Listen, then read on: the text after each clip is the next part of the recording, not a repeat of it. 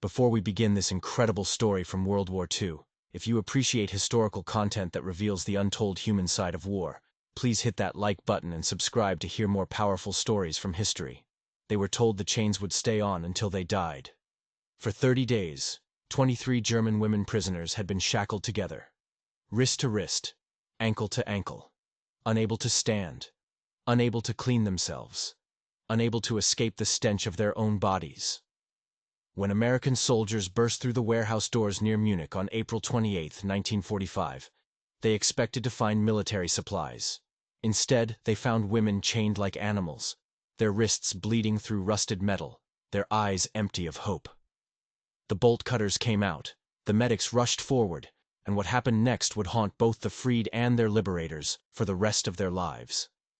The warehouse sat on the outskirts of Munich, unmarked and forgotten in the chaos of Germany's final collapse. Rain had been falling for 3 days straight, turning the ground around the building into thick mud that sucked at boots and tank treads. The American 42nd Infantry Division had been moving through Bavaria, clearing pockets of resistance when their scouts reported an abandoned industrial complex worth investigating.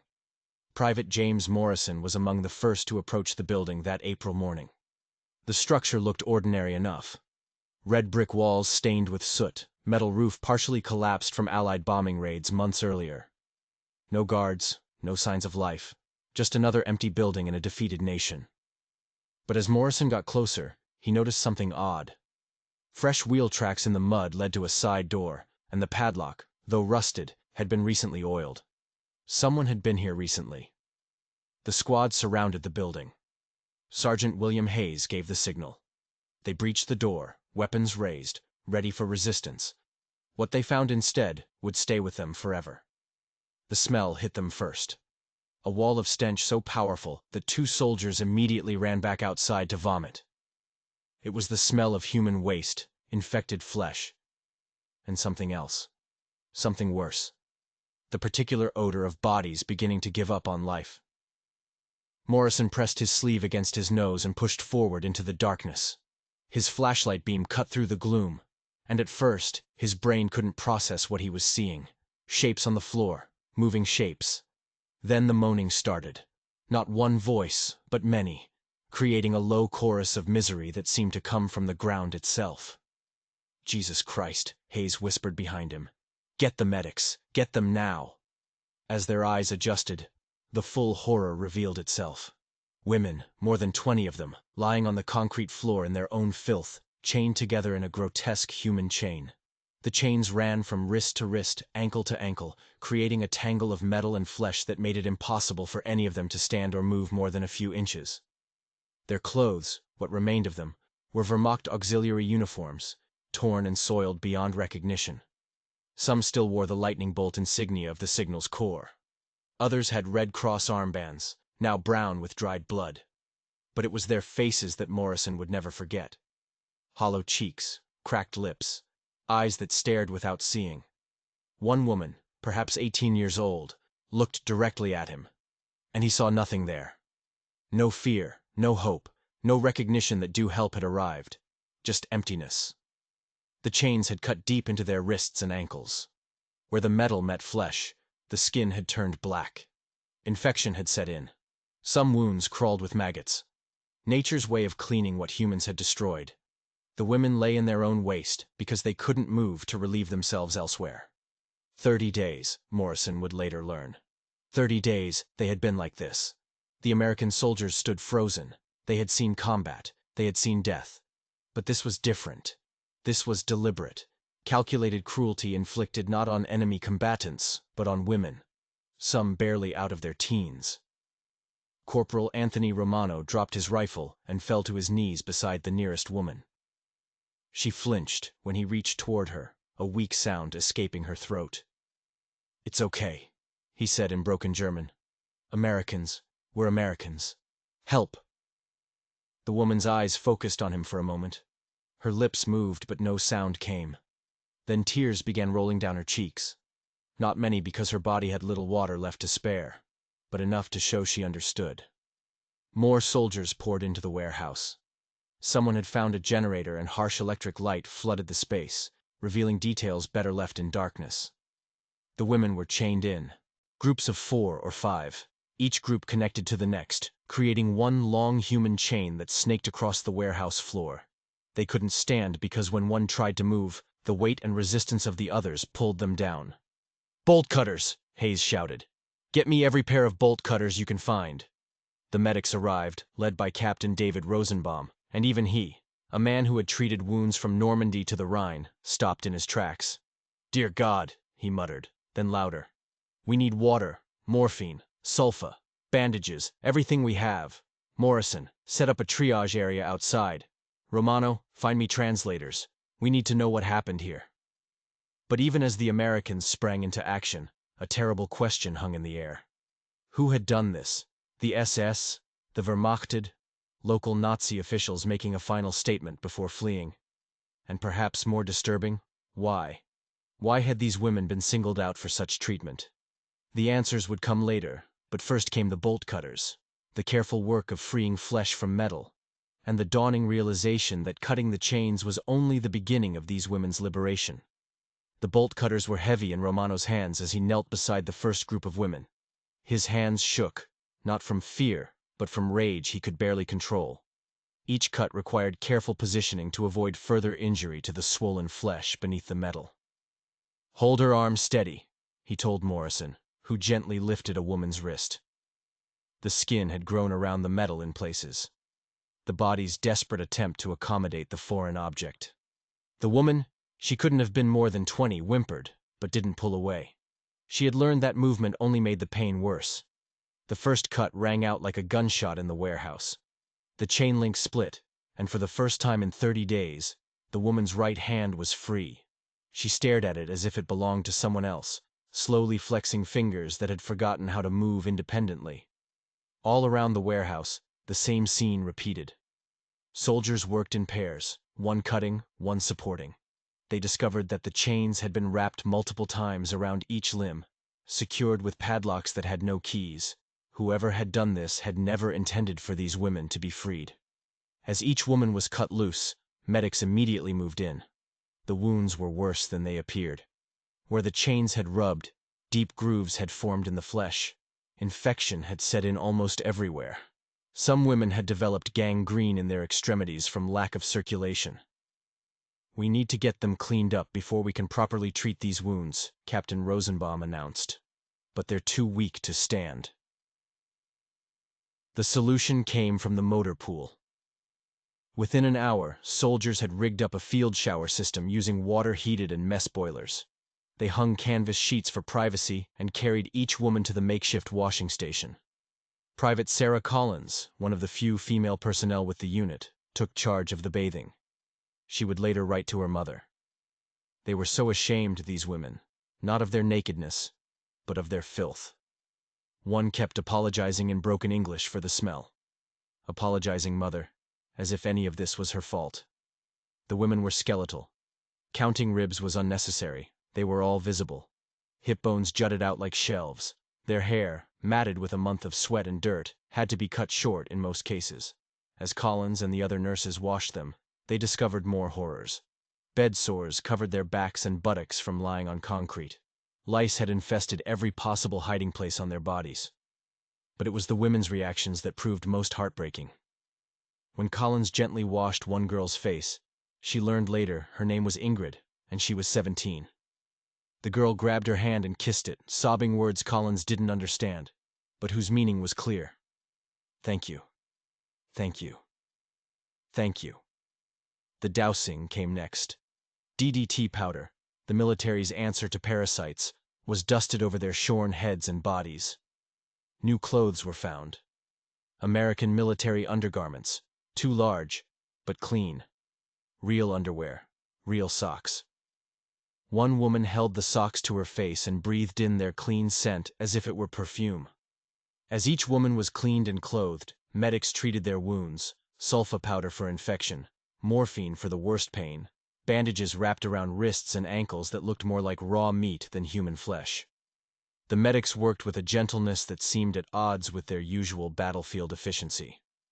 "Take your time now to Janai," Rosenbaum told his team. "These women have been through enough. No rough handling, no matter how much we need to hurry. The kitchen truck arrived as the sun began to set. The cook, Sergeant Bobby Thompson from Alabama, took one look at the skeletal women and shook his head. "They can't eat regular rations," he said. "Their stomachs won't handle it. We need to start slow." He began preparing a thin soup, almost a broth, with tiny pieces of bread soaked until they were soft as cotton. Even this simple meal required preparation. The women's mouths were full of sores from malnutrition. Their teeth were loose. Some had bitten through their own lips during the worst of their ordeal. They set up a feeding station in a cleared section of the warehouse. The women were helped to sit upright, itself an achievement after a month of lying down. Each was given a cup of the warm broth. Margaret, a 22-year-old former radio operator from Berlin, later described that first meal in a letter. "The American soldier handed me the cup, and I could not hold it. My hand shook too much. He did not take it back. Instead, he sat beside me and held it to my lips, tilting it slowly so I could sip. This enemy soldier fed me like a mother feeds a child." I cried into the soup. The scene repeated across the warehouse. Tough combat veterans sat beside broken women, patiently spooning broth into mouths that had forgotten the rhythm of eating. Some women couldn't keep the food down. Their bodies rejected even this gentle nourishment after so long without. The medics expected this and had buckets ready. "Just try again," Morrison told one woman who had vomited up her first attempt. "Small sips, no rush." The second attempt usually stayed down. As the warm liquid hit empty stomachs, something changed in the women's faces. Not quite hope, but perhaps the possibility of hope. Their eyes began to focus. Some attempted to speak. Through a translator, a Jewish-American soldier who spoke fluent German. Fragments of their story emerged during that first meal. They had been auxiliaries working for the Wehrmacht, but not as combatants, radio operators, nurses, clerks. As the Americans advanced, they had tried to surrender properly. Instead, someone, they didn't know who, the guards had worn no insignia, had declared them traitors for wanting to surrender. The chains were their punishment. "They said we were weak," one woman whispered. "They said German women should die rather than surrender. They said the chains would remind us of our betrayal until we died." Thompson returned to his kitchen truck and came back with something special. A chocolate bar from his personal stash, melted down and mixed with powdered milk to create a sweet drink. He divided it among all 23 women, barely a spoonful each, but to them it might as well have been a feast. "I had forgotten sweetness existed," one woman said through the translator. "I thought I had imagined chocolate, that it was just a dream from before the war." The warehouse was no place for recovery. As night fell, the question became where to house 23 women who could barely walk, whose wounds needed constant attention, and who were technically prisoners of war. The solution came from an unexpected source. The mayor of the nearest intact village, eager to cooperate with the Americans, offered a former youth hostel that had somehow survived the bombing. It had beds, running water, and most importantly, windows that weren't covered with bars. The transport of the women became an operation in itself. Each had to be carried to the trucks. As they were lifted, many cried out, not in pain, though there was plenty of that, but in fear. They were terrified of being chained again, of this rescue being some cruel joke. "No chains," Romano kept repeating in his broken German. "Never chains, never again." The hostel was a revelation, simple as it was, with its wooden beds and thin mattresses. It might as well have been a luxury hotel. Each woman was assigned a bed, a real bed with sheets and a pillow. Some touched the sheets repeatedly, as if confirming they were real. Anna, a 19-year-old from Hamburg, later wrote, "I had forgotten what a pillow felt like. When my head touched it, I began to sob. The American nurse thought I was in pain, but I was crying because I had thought I would never feel softness again." The medics set up a makeshift hospital ward in the main dormitory. IV drips were hung from improvised stands. Medications were laid out on a table that had once held ping-pong paddles. The windows were opened wide, letting in fresh spring air that seemed to wash away some of the horror. That first night, none of the women could sleep alone. The trauma of isolation within forced proximity had created a paradox. They craved both solitude and company. The nurses pushed the beds closer together so the women could hold hands if they needed to. Many did. Private Collins took the night shift. She would later report, "They whimpered in their sleep, all of them. Sometimes they would wake terrified, feeling for chains that were no longer there. I would show them their free wrists, and they would cry with relief before falling back asleep." The Americans had also found the women's few remaining possessions thrown in a corner of the warehouse. Photographs, letters, small personal items that had somehow survived. These were returned, and the emotional response was overwhelming. One woman clutched a photograph of her parents and wouldn't let go, even to eat. As dawn broke over the hostel, something remarkable happened. Birds began to sing outside the windows. It was a simple thing, the kind of morning chorus that happens every day, but several women later mentioned it as the moment they began to believe they might survive. "I heard the birds," Margaret recalled, "and I remembered that the world contained things besides pain. It was the first beautiful thing I had noticed in 30 days. The American guard stationed outside for security heard something else that morning. The sound of women talking to each other. Not much, and quietly, but talking nonetheless. After a month of only moans and whispers, they were beginning to remember how to be human again." The first week at the hostel established routines that would have seemed impossibly luxurious just days before. Each morning began at 7 a.m., not with harsh bells or shouted orders, but with Collins or one of the other nurses gently opening curtains and announcing breakfast. Breakfast itself was a carefully orchestrated medical procedure. The women's digestive systems, devastated by starvation, could only handle the smallest portions. Thompson had become something of a specialist in feeding the starved. He prepared 6 small meals throughout the day rather than 3 normal ones. Thin oatmeal for breakfast, soup mid-morning, mashed vegetables at noon, broth mid-afternoon, soft bread and milk for dinner, and a final cup of warm milk before bed. The women ate together in what had been the hostel's common room. At first, they ate in silence, still unconsciously waiting for permission to speak. But gradually conversation began to flow. They learned each other's names properly. During their chained captivity, they had known each other only by their position in the chain. Second from the end, middle of the third group. Medical treatment dominated the morning hours. Each woman's wounds were cleaned and rebandaged daily. The infection was stubborn, and several women needed surgical debridement, the removal of dead tissue. Captain Rosenbaum performed these procedures with local anesthetic when he could get it without, when he couldn't. They never complained, he noted in his medical log. Women who had every right to scream barely whimpered. They had learned that showing pain brought no relief, only mockery from their captors. Physical therapy began in the second week. Muscles that hadn't been used in a month had atrophied. The simple act of walking to the bathroom required tremendous effort. The Americans set up parallel bars in the hallway, and each woman spent time each day relearning how to walk properly. Greta, a former nurse herself, helped tend the others despite her own injuries. She worked alongside the American medics, translating symptoms and fears that went beyond language barriers. When Collins asked her why she pushed herself so hard, Greta replied, "For 30 days, I could help no one, not even myself. Now I can help. It makes me feel human again." The women were technically prisoners of war, but the Americans treated them more like patients. Guards were posted, but they were there more to keep curious locals away than to prevent escapes. Where would these women go anyway? Most didn't even know if their families were still alive. Work assignments began in the third week. Not forced labor, but therapeutic activity. Those who could write helped translate documents.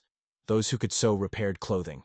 The former radio operators helped the Signal Corps understand German communication protocols. The work was light, a few hours a day at most, but it provided structure and, more importantly, dignity. Payment came in the form of credits at a makeshift canteen the Americans had set up. Chocolate, cigarettes, soap, writing paper, small luxuries that meant everything. The first time Ingrid bought her own bar of soap with credits she had earned, she held it like a trophy. "I earned this," she told anyone who would listen. "With work, not with begging, not with trading my body, but with honest work." The evening routine was perhaps the most healing. After dinner, the women gathered in the common room. Sometimes the Americans showed films, comedies mostly, nothing related to war. Charlie Chaplin was a favorite.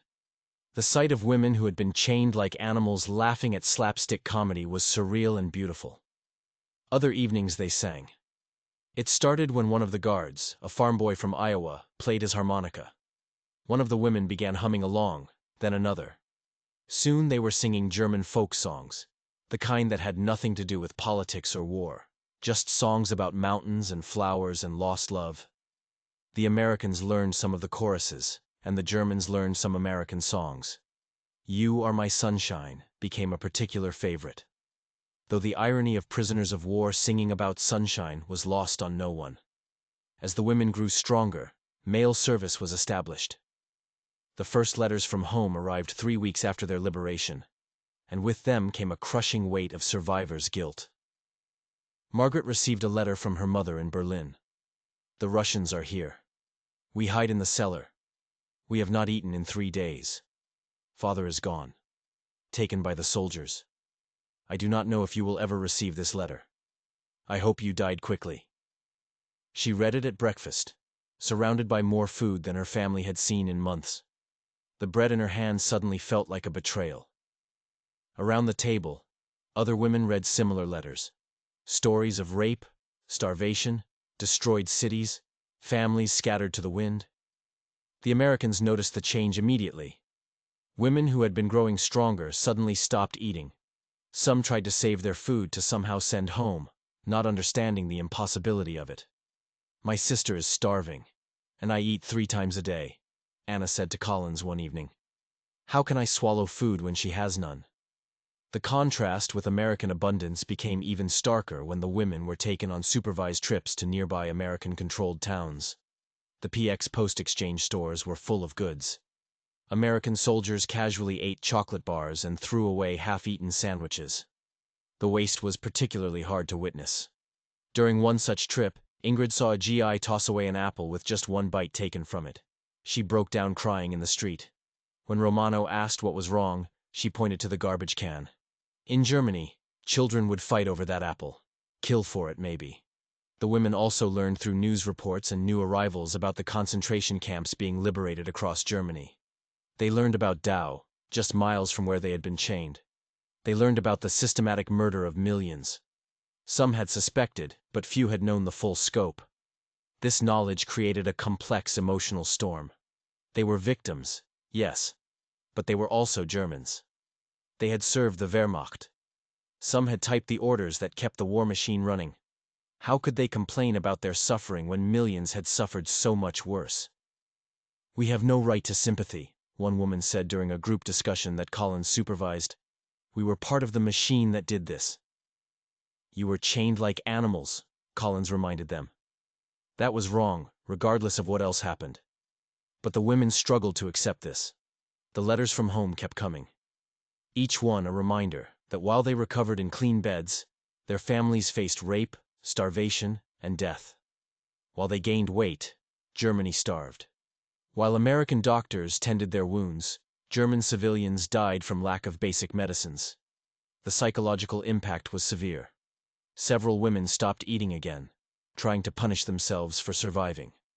Others became obsessed with trying to send their rations home, collecting and hoarding food that would only rot. Captain Rosenbaum instituted mandatory group therapy sessions, something revolutionary for the time. Led by a psychiatrist attached to the division, these sessions allowed the women to voice their guilt, their fear, their confusion about being treated well by enemies while their own people had tortured them. Despite the trauma and guilt, small moments of humanity began to pierce through the darkness. These moments, often unexpected, provided glimpses of what life might be like after the wounds healed. One afternoon, Morrison was teaching Greta basic English when she suddenly grabbed his hand. He tensed, unsure of her intention, but she simply placed his palm against hers, measuring. "Same size," she said in careful English. "Human. Same." It was such a simple observation, but from a woman who had been treated as subhuman, it carried profound weight. Romano had begun visiting Anna during off-duty hours, initially to practice his German, but increasingly because he enjoyed her company. She had been a literature student before the war, and they discussed books, the ones that hadn't been banned or burned. One evening, he brought her a copy of The Great Gatsby in German translation he'd found in an abandoned library. "An American gave me an American book in Germany," she said, laughing at the absurdity. It was the first time he'd heard her really laugh. The guards developed their own relationships with the women. Private Danny Chen from San Francisco taught origami to anyone interested, turning precious paper into cranes and flowers. The women treasured these simple gifts. Ingrid kept her paper crane under her pillow, a talisman against nightmares. Sergeant Thompson became something of a father figure. Having daughters of his own back in Alabama, he fussed over the women's nutrition like a mother hen. When Margaret mentioned she missed her grandmother's apple strudel, he spent 3 days experimenting until he produced something resembling it. The entire hostel smelled of cinnamon and apples. Women cried as they ate it, tasting home in every bite. The medical staff formed perhaps the deepest bonds. Collins spent her off-duty hours teaching the women to knit. She'd brought yarn from home for herself, but gave it all away. The repetitive motion was soothing, and creating something useful helped combat feelings of worthlessness. "Look," said Greta, holding up a misshapen sock. "I made something. Not destroyed, but made." Dr. Rosenbaum discovered that several women had medical training. He began teaching them modern American medical techniques, partly to help with the treatment of their fellow prisoners, but also to give them skills for after the war. These impromptu medical lessons became highly anticipated events. One evening during a particularly difficult therapy session, where women were discussing their guilt about surviving, Private First Class Marcus Williams, a black soldier from Detroit, spoke up. He rarely talked, having faced his own share of discrimination, but his words carried weight. "You all talking about guilt for being German? For surviving? I know something about being blamed for things you didn't choose. I know about being chained too. Maybe not with metal, but with laws and hate. But here's what I learned. You can't carry the guilt for what others did. You can only control what you do next." The room was silent. Here was an American soldier, a black man who faced discrimination in his own country, showing empathy to German women who had served the Nazi war machine. It was a moment of moral complexity that no propaganda from either side could have predicted. Music became a universal bridge. One evening, Ingrid revealed she had been a promising pianist before the war. The hostel had an old piano, badly out of tune, but playable. She sat down and played Beethoven's Moonlight Sonata from memory. Americans and Germans sat together in absolute silence, united by the beauty that had somehow survived the ugliness of war. Later, she taught Morrison to play chopsticks, both of them laughing at his clumsy fingers.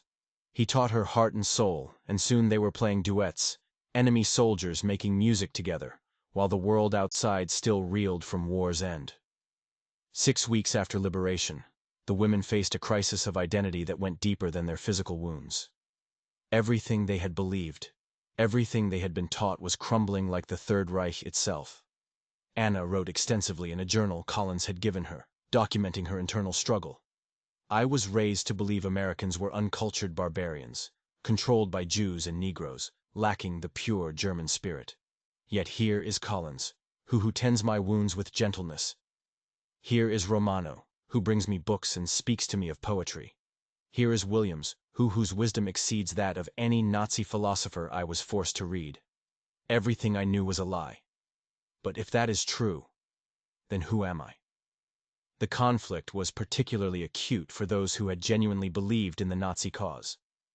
Hildegard, a former signals operator, had joined the auxiliaries voluntarily, convinced she was serving a noble purpose. Her father had been in the SS. Her brothers had died on the Eastern Front as heroes, she thought. "My brothers died for a lie," she said during one therapy session, her voice hollow. "They killed for a lie, and I helped them do it. Every message I transmitted, every order I relayed, how much death did I enable?" Dr. Samuel Goldstein, the psychiatrist leading the sessions, was himself a Jewish refugee who had fled Germany in 1938. His presence created an almost unbearable tension. Here were German women crying about their trauma to a Jewish man whose entire family had likely been murdered by their countrymen, Yet Goldstein showed remarkable compassion. You were tools, he told them. Guilty tools, perhaps, but tools nonetheless. The question now is not what you were, but what you choose to become. The women struggled with the concept of individual choice.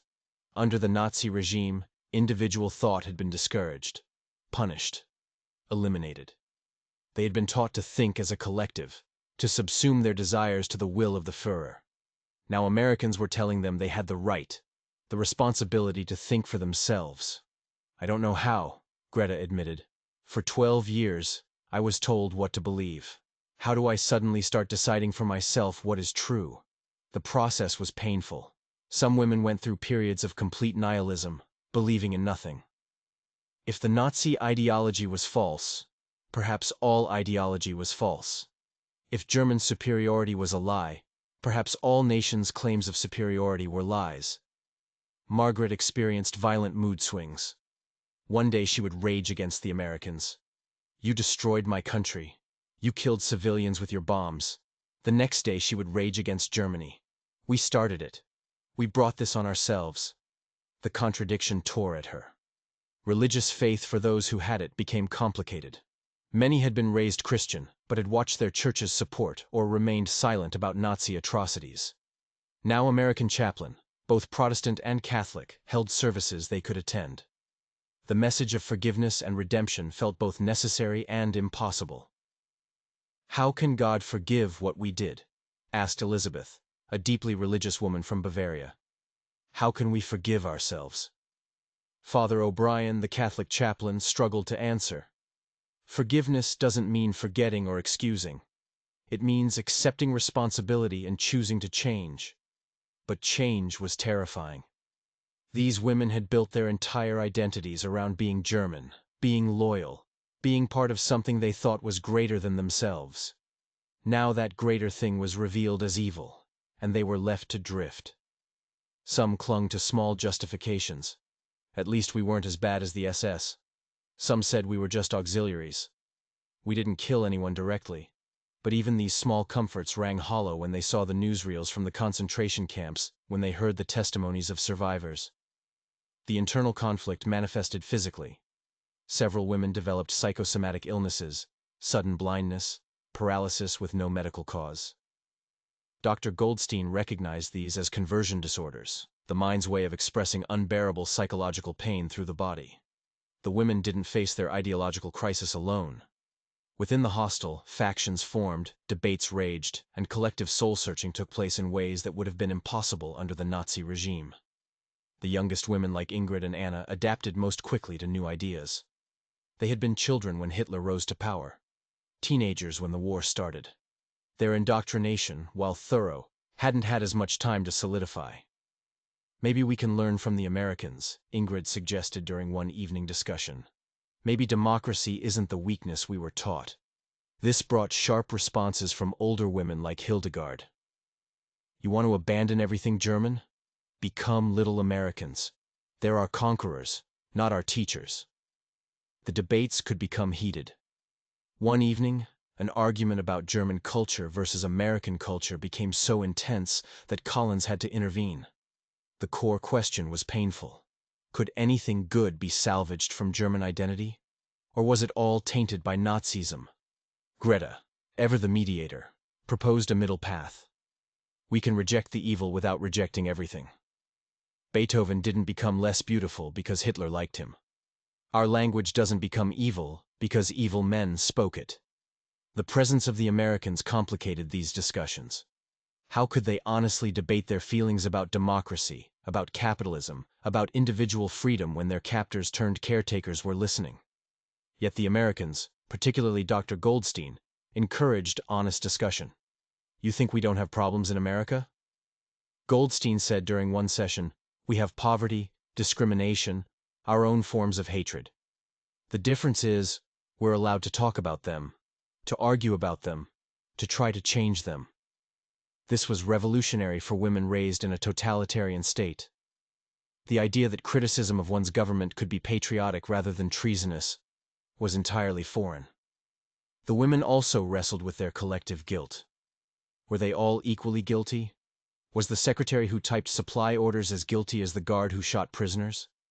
Was passive acceptance of evil the same as active participation? These questions had no easy answers, and the women spent hours debating them. Some wanted to rank their guilt to establish hierarchies of responsibility. Others argued that such rankings were just attempts to avoid responsibility. "We all knew something was wrong," said Maria, who had been a nurse. "We saw the trains heading east full of people. We saw them return empty. We chose not to ask questions." "But what could we have done?" protested younger women. "We would have been shot for resistance." "The White Rose students resisted," Maria reminded them, referring to the student resistance group executed in 1943. "They chose death over complicity. We chose life." The collective wrestling extended to practical questions about the future. What would happen to them when the Americans left? How would they live in a defeated Germany? How would they face their families, their communities, knowing what they now knew? Some women fantasized about immigrating, starting fresh in countries where no one knew their past. Others felt obligated to stay and help rebuild. Still others simply couldn't imagine any future at all. The news that some of them would be tried for war crimes sent shockwaves through the group. Even though most were cleared of serious charges, the possibility of trial forced them to confront their actions in legal, not just moral terms. As summer turned to autumn, a deeper understanding began to emerge among the women, not just about what had happened, but about why it had been possible and what it meant for humanity itself. The revelation came partly through education. The Americans had set up classes, English lessons certainly, but also courses in history, politics, and philosophy. They showed documentaries about American democracy, but also about its failures. They didn't present America as perfect, which paradoxically made the women more willing to listen. During one class, Professor Martin Blake, a German-American whose family had immigrated in the 1920s, posed a question. What is the difference between a German who followed orders and an American who followed orders? The women offered various answers: culture, education, leadership. Blake shook his head. The difference is the system that gives those orders and whether you're allowed to question them. This led to a breakthrough understanding for many women. They began to see that their personal guilt, while real, was part of a larger systemic failure. They had been cogs in a machine designed to eliminate individual moral agency. We were not just following orders, Anna realized. We were part of a system that made following orders the only option, but we also helped maintain that system. The women began to understand democracy not as weakness, but as strength. The strength to disagree, to debate, to make mistakes and correct them. They saw in the arguments between American soldiers about everything from baseball to politics, a freedom they had never experienced. Ingrid had an epiphany while watching two American sergeants argue about President Truman's policies. They're criticizing their leader in public in front of us, and no one is arresting them. This is power, the power to think freely. The deeper recognition extended to human nature itself. These women had seen humans at their worst, their captors who had chained them, the Nazis who had murdered millions, but they had also seen humans at their best. The Americans who had freed them, fed them, healed them without obligation to do so. People are not naturally good or evil, Dr. Goldstein proposed during one session. They become what their society allows or encourages them to become. In a system that rewards cruelty, many become cruel. In a system that rewards compassion, many become compassionate. This was both hopeful and terrifying. It meant that anyone could become a Nazi given the right circumstances. But it also meant that Nazis could become decent people if the system changed. The women began to see their own transformation as proof of this. 6 months earlier, many would have gladly died for the Führer. Now they questioned everything he had stood for. If they could change so dramatically, anyone could. Some women found hope in this recognition. If humans were malleable, then Germany could be reformed. Others found it disturbing. If beliefs could change so easily, what was real, what was true? The most profound recognition was about the nature of strength itself. They had been taught that strength meant domination, racial purity, military might. But the Americans had shown them a different kind of strength. The strength to show mercy to enemies, to treat prisoners with dignity, to allow disagreement and dissent. The Americans could have chained us as we were chained, reflected Margaret. They had the power. They had the justification. We were the enemy, but they chose not to. That choice, that restraint, that is true strength. The moment of complete transformation came differently for each woman.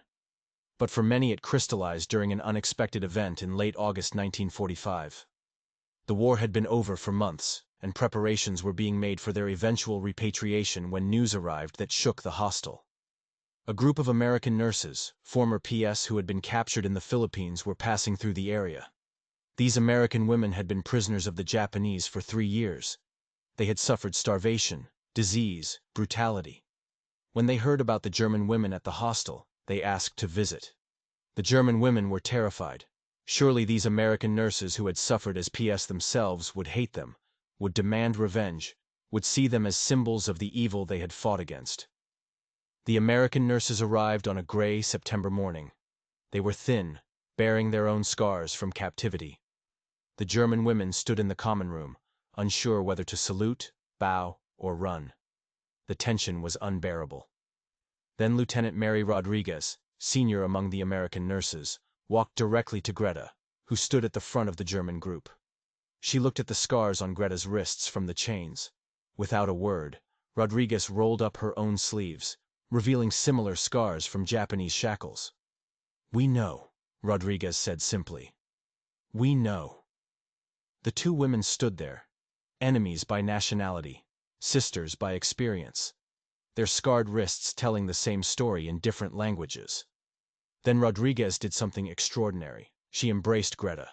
The room erupted in tears. American nurses and German auxiliaries wept together, embracing, comparing scars, sharing stories. Language barriers dissolved in the universal language of trauma and survival. Rodriguez sat with Anna and told her about the Baton Death March, about years in Japanese camps, about friends who died. Anna told her about the chains, the warehouse, the 30 days of hell. They discovered that cruelty has no nationality, that suffering doesn't check passports. "I hated all Germans," Rodriguez admitted. "When I heard about your camp, I wanted to come and tell you that you deserved it. But seeing you, seeing your scars, I realized you're not Germans to me anymore. You're women who suffered like us." This was the revelation. They were not primarily Germans or Americans, Nazis or Democrats. They were humans who had been broken by war and were trying to heal. The labels that had seemed so important, so defining, fell away like old bandages.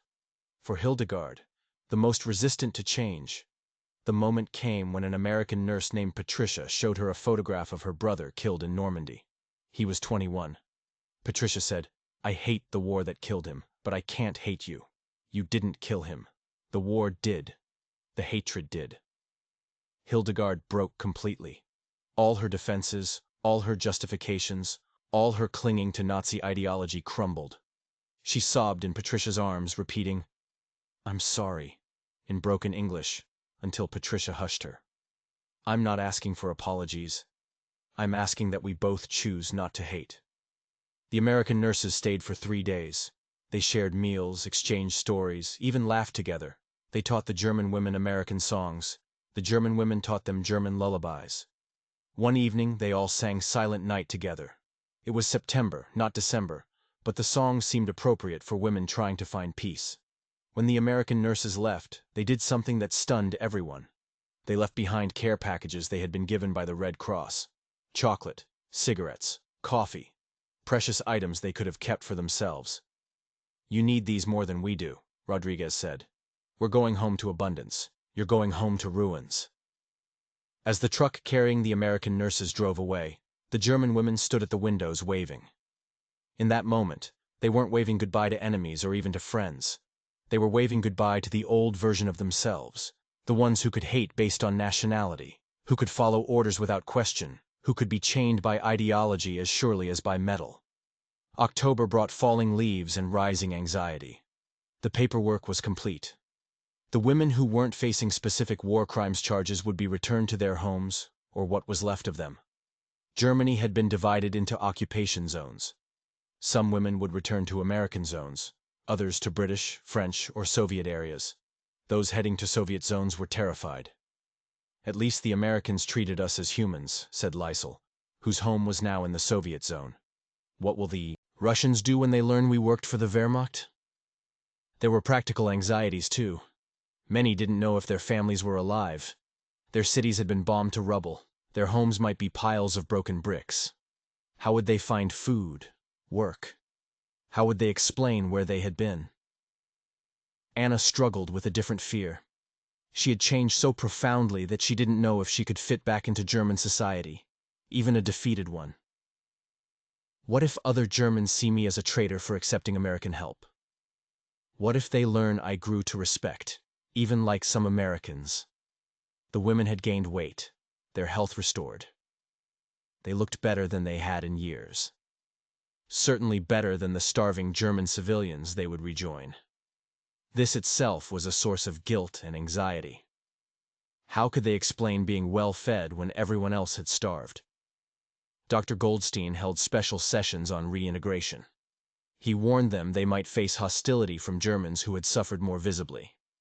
He prepared them for the psychological challenges of returning to destroyed communities with new ideological perspectives.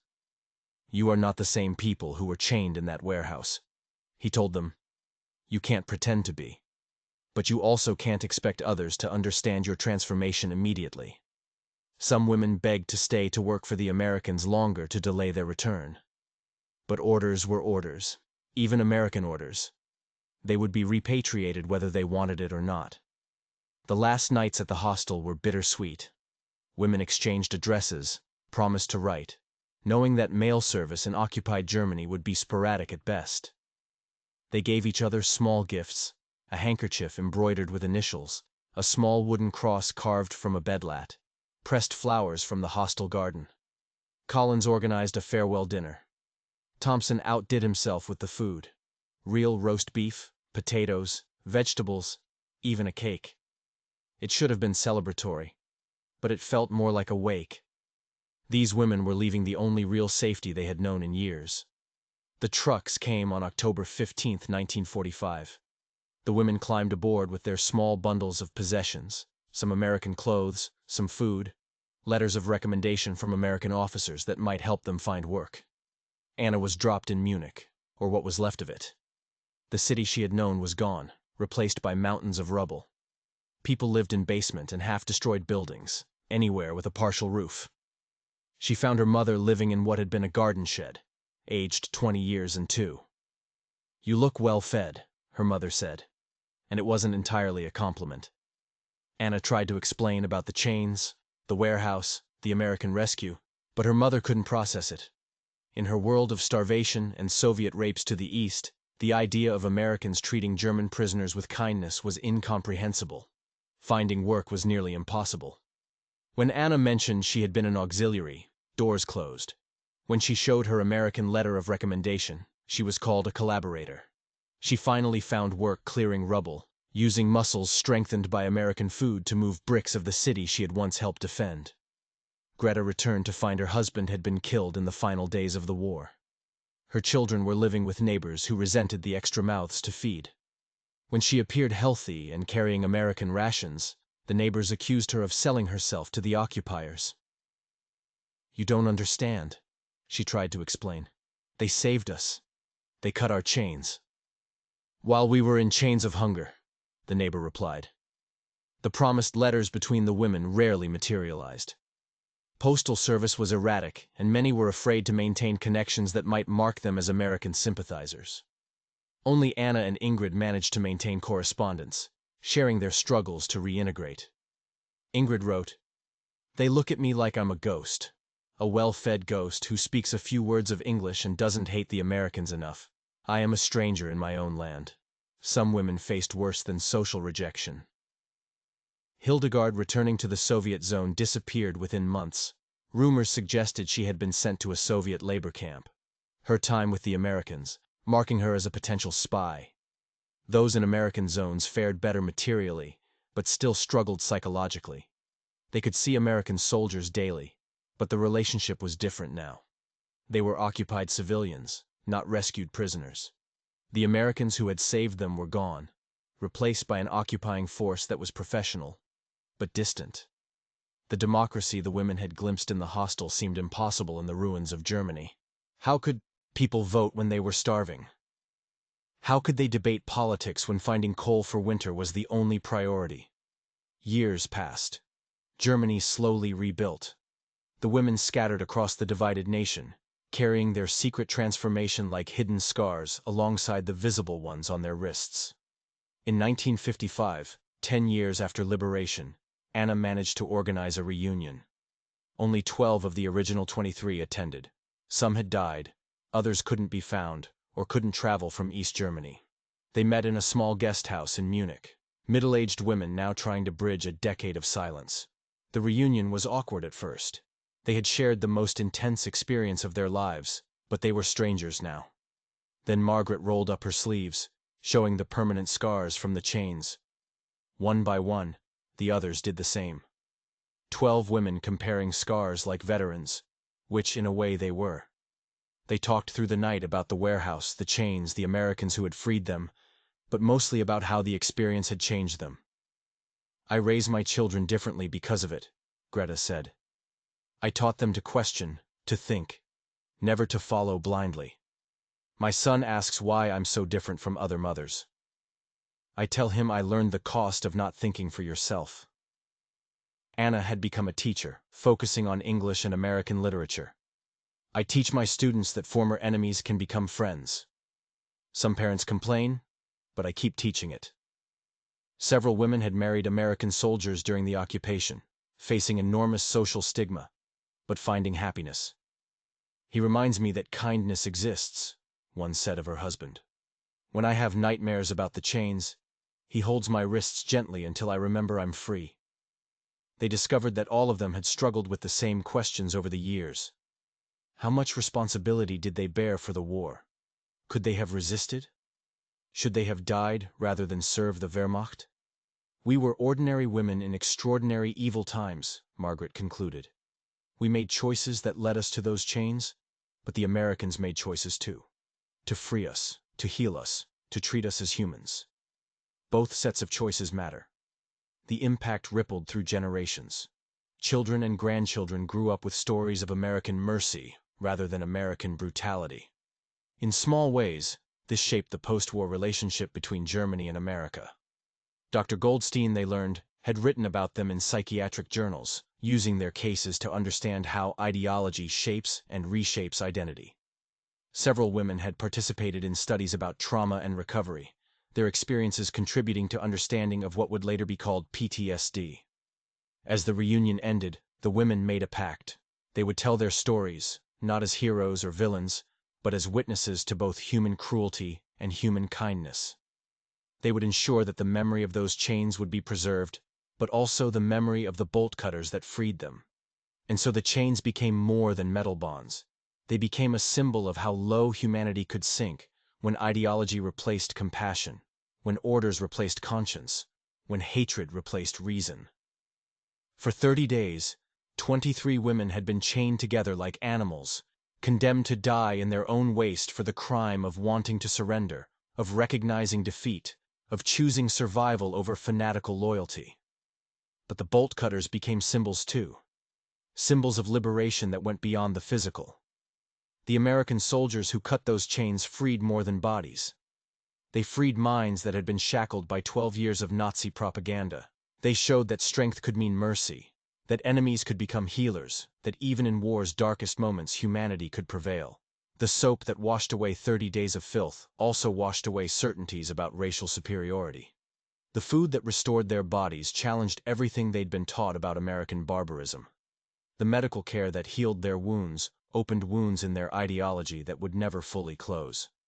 For Anna, Greta, Ingrid, and the others, those scars on their wrists became daily reminders of a fundamental truth. Humans are capable of both chaining and freeing each other. The same species that could devise such cruel bondage could also show such profound compassion. The choice between cruelty and kindness is always present, always personal, always consequential. Years later, when Anna's granddaughter asked about the scars, Anna told her the full story. The chains, the warehouse, the Americans, the transformation. The girl listened with wide eyes, then asked, "Oma, why did they chain you?" "Because they were afraid," Anna replied. "Afraid of defeat? Afraid of change? Afraid of anyone who thought differently? Fear made them cruel." "And why did the Americans free you?" Anna thought carefully. "Because they weren't afraid. They had won." Yes, but more than that, they had principles that were stronger than hatred. They believed even enemies deserve dignity. The granddaughter touched Anna's scarred wrist gently. "Which is stronger, Ma? The chains or the bolt cutters?" "The bolt cutters. Always the bolt cutters. It takes more strength to free than to chain, more courage to heal than to hurt, more character to forgive than to hate." This is the story of 23 women who were chained together for 30 days, and the Americans who cut them free. It's a story of transformation, of ideology crumbling in the face of unexpected mercy, of enemies becoming saviors. It reminds us that in our darkest moments, we always have a choice: to chain or to free, to hurt or to heal, to hate or to help. If you found this story moving, if it challenged your understanding of World War II and its aftermath, please like this video and subscribe to our channel. These stories need to be told, remembered, and learned from. History's greatest lessons often come from its most unexpected moments of humanity.